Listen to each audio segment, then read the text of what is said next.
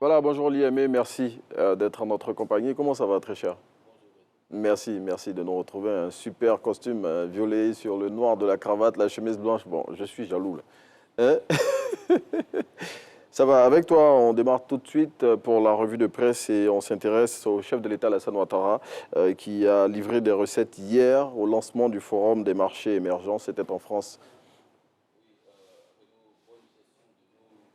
Et un soutien plus accru de la communauté internationale par une augmentation des allocations des droits de tirage spéciaux du FMI, de la Banque mondiale et du G20 en faveur de l'Afrique. Ce sont les solutions proposées par le président Alassane Ouattara hier en France pour une relance économique du continent. Et c'était à l'occasion de l'ouverture du Forum des marchés émergents, événement auquel ont pris part plusieurs personnalités du monde politique, économique et de la finance. Plus de précisions sur cette activité dans le numéro du Patriote paru ce jour.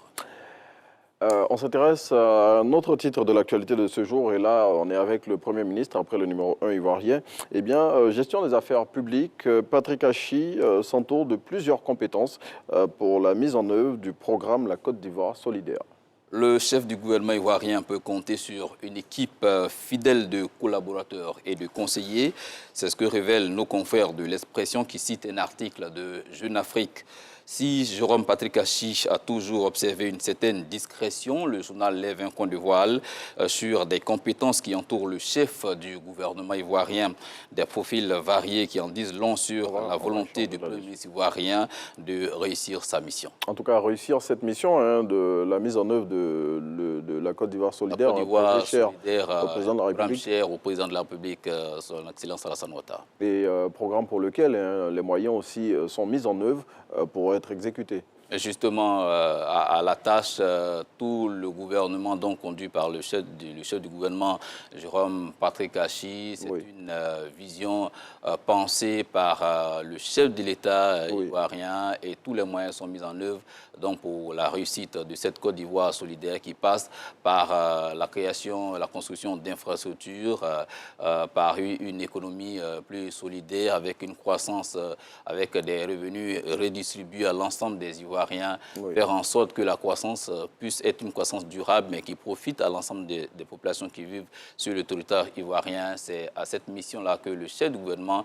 s'attelle donc avec l'ensemble de ses collaborateurs. On l'a dit, le président de la République attache en tout cas du prix à la mise en œuvre de ce programme-là et les moyens sont mis en œuvre donc, pour que ce soit un franc succès d'ici 2030. En tout cas, d'ici 2030, voilà, un franc succès souhaité pour ce programme du président de la République, la Côte d'Ivoire solidaire, et pour lequel tous les membres du gouvernement, bien évidemment, sous la houlette du chef de l'État et du Premier ministre Patrick Hachi, sont à la tâche, chacun dans leur département respectif.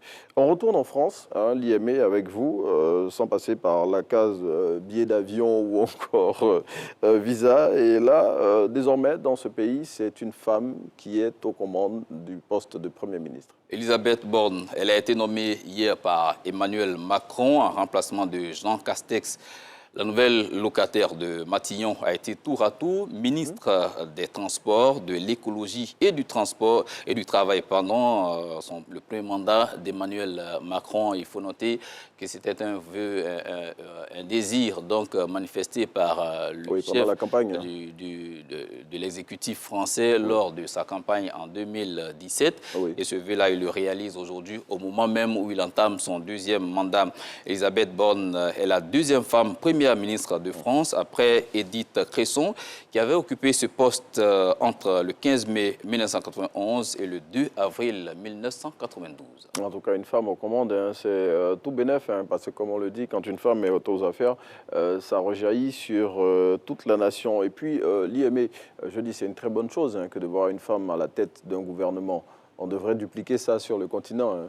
Et justement, je pense que ça devait faire cas d'école, mais l'Afrique n'est pas également en marge de cette promotion de la jeune féminine. Vous savez que juste à côté de nous, au Libéria, une femme a été présidente de la République du Libéria. C'est-à-dire que l'Afrique ne fait pas qu'accompagner, l'Afrique peut aussi donner le ton et c'est de bonne guerre. En tout cas, on espère que sur le continent, et pourquoi pas en Côte d'Ivoire aussi, hein, qu'on va avoir un peu plus de femmes au poste de décision. Il y en a déjà dans le gouvernement du Premier ministre Patrick Achi. Oui, et en la matière, les initiatives ne manquent pas, notamment la mise en place du Du compendium des compendium. compétences féminines, qui est un Oui. creuset de compétences qui permet donc au gouvernement, à l'exécutif, en tout cas à tous ceux qui sont à des postes de décision, d'avoir donc à portée de main des compétences, des milliers de femmes donc capables de diriger dans différents domaines d'activité. Je crois que en la matière, c'est un modèle. Le modèle ivoirien peut servir également d'exemple sous d'autres cieux. En tout cas, parmi ses compétences, hein, on a Madame Kandia Camara, qui est ministre des Affaires étrangères, il faut le noter. On a l'ambassadeur de Côte d'Ivoire à l'UNESCO aussi, le professeur Amatali Bakayoko, voilà, qui sert au plus haut niveau l'État de Côte d'Ivoire. Mais avant de revenir sur le titre en France concernant le chef de l'État ivoirien qui s'y trouve, on va faire un petit récap hein, tout à l'heure. Parlons de sport.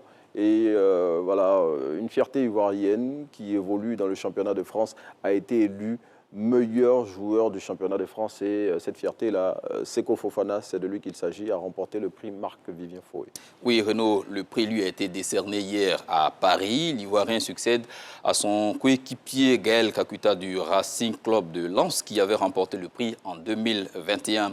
Seko Fofana a dévancé au classement le Malien Amari Traoré et le Marocain Naé Aguer. Il devient ainsi le 4e Ivoirien à remporter ce prix après Yao Kwasi Gervais en 2010 et 2011, Cyril Jean-Michel en 2017 et Nicolas Pépé en 2019. Il faut rappeler que le prix Marc-Vivien Foé est une distinction individuelle qui récompense le meilleur joueur africain évoluant en Ligue 1 française. Oui, prix Marc-Vivien Foé, du nom de ce joueur camerounais qui est décédé, on se rappelle, il y a des années de cela, sur une pelouse de football, hein, qui avait été victime d'une attaque et qui était décédé malheureusement. Et je dis, finalement, ce prix-là, on va le garder en Côte d'Ivoire. Hein. Oui, en fait, c'est le fruit du travail, de la formation. Et quand vous regardez le profil de ces Ivoiriens qui remportent ces prix-là, ce sont des jeunes qui sont pleins de talent et qui, en tout cas, à qui la Ligue 1 française donne l'occasion véritablement de s'exprimer. On l'a dit, tout a commencé avec Yao Kwasi. Oui, Gervinho.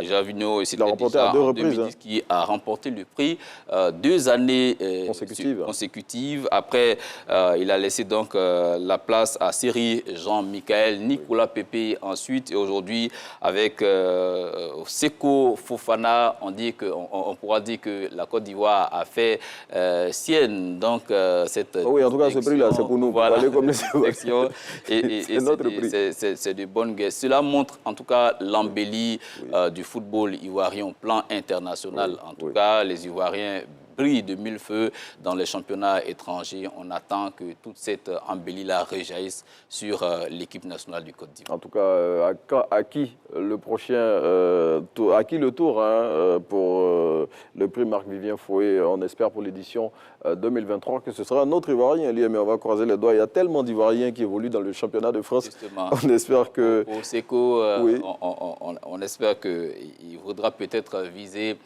la Lune en s'engageant peut-être avec un club qui sera également engagé en Ligue européenne des champions.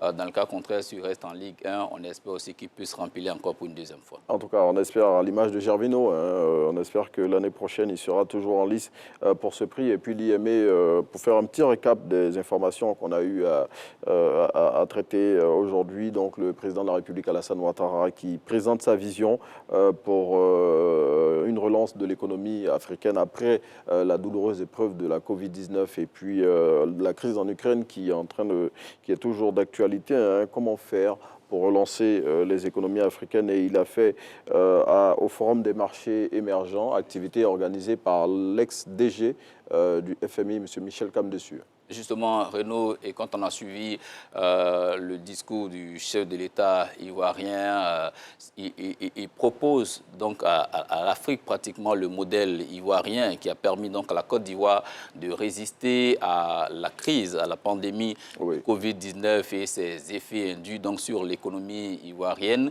Il a mis en avant donc cette campagne de vaccination qui a permis à près de 50% de la population de se faire vacciner. Et également, l'accent a été mis sur les différentes réformes qui ont été engagées pour permettre donc au pays d'amortir au mieux les secousses liées donc aux effets de cette pandémie-là. Merci Liamé, merci d'être venu partager les titres de l'actualité avec nous. Liamé qu'on va retrouver jeudi et vendredi pour 2 autres numéros de l'intégrale de la revue de presse. On passe par la case agenda et on retrouve l'invité du jour tout à l'heure.